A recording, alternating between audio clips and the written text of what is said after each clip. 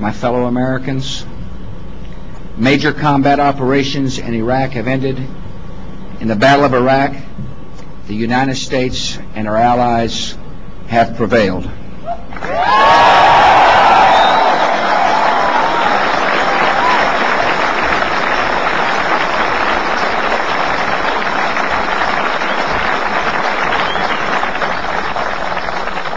And now our coalition is engaged in securing and reconstructing that country.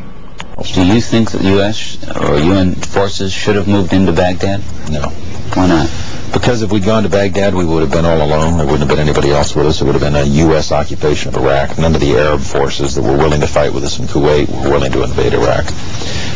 Once you got to Iraq and took it over and took down Saddam Hussein's government, then what are you going to put in its place? That's a very volatile part of the world, and if you take down the central government in Iraq, you can easily end up seeing pieces of Iraq fly off.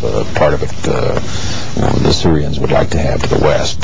Part of eastern Iraq the Iranians would like to claim, fought over for 8 years. In the north you've got the Kurds, and if the Kurds spin loose and join with the Kurds in Turkey, then you threaten the territorial integrity of Turkey. It's a quagmire if you go that far and try to take over Iraq. The other thing was casualties. Everyone was impressed with the fact that we were able to do our job with as few casualties as we had. But for the 146 Americans killed in action and for their families, it wasn't a cheap war. And the question for the president, in terms of whether or not we went on to Baghdad and took additional casualties in an effort to get Saddam Hussein, was how many additional dead Americans is Saddam worth?